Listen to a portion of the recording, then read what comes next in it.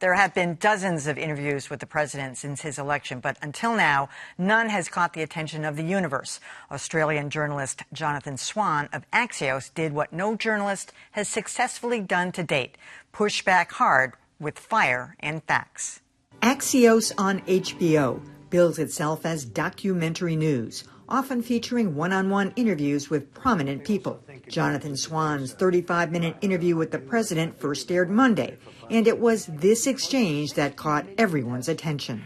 And, you know, there are those that say, you can test too much. You do know that. Who says that? Oh, just read the manuals, read the books. Manuals? Read the books. Manuals? Within hours, a 3-minute clip posted on Twitter had 3 million views, and by morning, Jonathan Swan was a household name. So remarkable in what he said, you should hear it for yourself. CNN ran the entire interview at least twice, and Swan later appeared as a guest. I wasn't trying to score a point or a gotcha. What I was trying to get him to do was grapple with the question of why. Specifically, why America has more deaths per capita than most other countries, a fact Trump refused to accept. Take a look.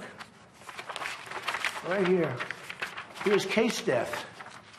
Oh, you're doing death as a proportion of cases. I'm talking about death as a proportion of population. You can't do that. The interview made headlines around the country, brought praise to Swan for his fact-based pushback, and at the same time created a popular new meme, the puzzled face.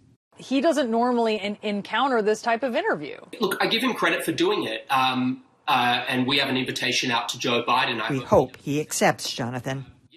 Hey, John, you've done a million of these kinds of interviews yourself, and I have to say, Jonathan, there's a little bit of you and Jonathan Swan, I should say, or the other way around. Anyway, what did you think of the interview? Well, that's high praise. I thought he did a great job, and keep in mind, this was closely preceded by another similar interview that Chris Wallace of Fox News did with Trump. So maybe what we're seeing is less the emergence of the hero journalist and more the complete meltdown, the complete blubbering meltdown of the human formerly known as Donald Trump. But look, you're not there as a journalist, particularly a political journalist, questioning people in power to make friends and to set up a lunch later or to curry favor. You know, it's hard for beat reporters, and I don't believe Swan is specifically a White House beat reporter. I think it's harder for beat reporters who have to constantly be interacting with the same people. They've got to, they walk a fine line. But there's no reason why you can't go in there. You don't have to be shouting and yelling at the person and berating them, but you should know your facts, as Swan did, and be ready to rebut garbage, and that's all he did. Yep. Absolutely. I mean, Jonathan Swan really did a terrific job, as John said. What I found a little disconcerting about it is that as good as Swan was, you really wouldn't call it a back and forth. I mean, President Trump was kind of in full pour-it-on mode, and Swan would just kind of sit there and occasionally try to interrupt him and steer him back on track and fact-check him in real time. And so as good as Swan was, it was nothing like any sort of a normal interview with anybody. No. But I don't think with President Trump you can have a normal interview. I'll tell you what I found interesting about it. Part of it was Swan's body language, sitting in that chair. Trump he had that forward posed in the starting blocks kind of a position, which he likes to take.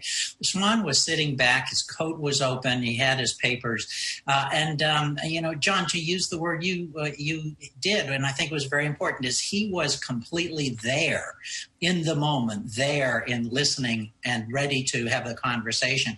That seems to me, you know this far better than I do, to be very difficult if you're an anchor, say, on television, where you may have a producer in your ear saying, we're counting down the seconds, or there's something else you have to think of, and so forth. With Swan, he had the luxury and has the luxury in that show of really just focusing on that moment, on the president's words, and wherever he can, sit back. And he used that line. He said, just keep asking, why this, why that, why?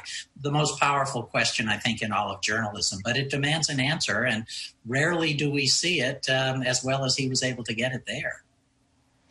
I think that one reason why this interview seemed so remarkable to so many people is we are so used to these fawning celebrity interviews with softball questions that are intended to simply portray the guest in a positive light.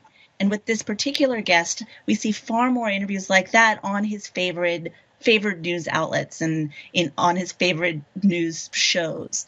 We see a lot of interviews with shows that aren't news shows like Fox and Friends. So it was really remarkable to see someone ask the tough questions and try to hold their guest accountable, try to get them to explain where they're sourcing their information from.